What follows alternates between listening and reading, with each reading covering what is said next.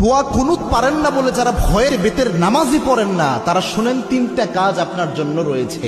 এই তিনটা কাজ করলে বেতের নামাজের পরিপূর্ণ সওয়াব আপনি পেয়ে যাবেন। সুবহানাল্লাহি ওয়া বিহামদিহি। ইসলাম যে কত সহজভাবে আপনাকে সমাধান দিয়েছে কল্পনা করতে পারবেন না। এই যে বেতের নামাজে যে দোয়া কুনুতটা আমরা পড়ি, এটা কিন্তু অনেকের মুখস্থ হয় না, যার কারণে অনেক বড় দেখে অনেকে বেতের নামাজই পড়ে না যে আমি দোয়া কুনুত পারি না, আমি কি বা পড়বো। অথবা অনেকে এমন রয়েছে বেতের নামাজে দাঁড়িয়ে দোয়া কুনুতের সময় চুপ করে থাকে, একটা শব্দ করে না, এরকম আছে অনেকে। তো এরকম কোনোটাই মাধ্যমেই আপনার কিন্তু দোয়া কুনুতের যে হক এটা আদায় হচ্ছে না। এবং বেতের নামাজ এটা কিন্তু ওয়াজিব একটি নামাজ, এই নামাজকে আপনি ইচ্ছা করে ছেড়ে দিতে পারবেন না, এবং ওয়াজিব সবসময় চাইলে আপনি তরক করতে পারবেন না। এই জন্য বেতের নামাজ গুরুত্বপূর্ণ।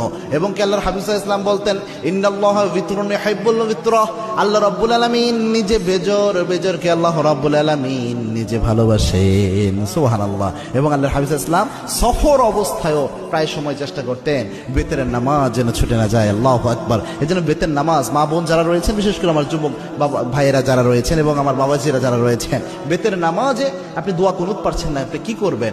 প্রথম যদি আপনি দোয়া কুনুত না পারেন তাহলে আপনি যে দোয়াটা পড়বেন, রব্বানা আতিনা ফিদ দুনিয়া হাসানাহ ওয়া ফিল আখিরাতি হাসানাহ ওয়া কিনা আযাবান নার।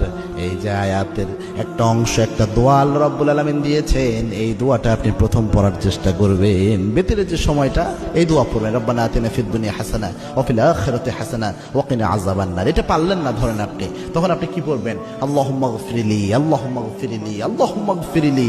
এটা বারবার আপনি পড়তে থাকবেন, তাহলেও দেখবেন ইনশাআল্লাহ বেতরের হক আদায় হবে। 3 নাম্বার হচ্ছে আপনি পড়বেন আস্তাগফিরুল্লাহ, আস্তাগফিরুল্লাহ, আস্তাগফিরুল্লাহ। তিনটার যে কোনো একটা যদি আপনি পড়েন, আশা করা যায় ইনশাআল্লাহ বেতরের হক সাময়িকভাবে আদায় হবে। তবে এটা এই সময় পর্যন্ত, যতদিন পর্যন্ত আপনার মুখস্থ না হয়। আপনি চেষ্টা করতেছেন মুখস্থ করার জন্য, পাশাপাশি এটা দিয়ে চালায়া যাবেন। এটা আপনি সারা জীবন করবেন, এটা কিন্তু হবে না। দুনিয়ার সব আপনি মুখস্থ করতে পারেন, মাথায় রাখতে পারেন, আর যেটা মৌলিক একটা বিষয় ইসলামের, এটা মাথায় রাখতে পারবেন না, এটা কিন্তু হতে পারে না। এই জন্য চেষ্টা করবেন যত দ্রুত সম্ভব কয়েকদিন রিডিং পড়েন, রাতের বেলায় ঘুমানোর আগে দোয়া কুনুতটা রিডিং পড়েন, দেখবেন ইনশাআল্লাহ আস্তে আস্তে মুখস্থ হয়ে যাবে। আল্লাহ রাব্বুল আলামিন আমাদের আমল করার তৌফিক দান করুন। আল্লাহুম্মা আমিন।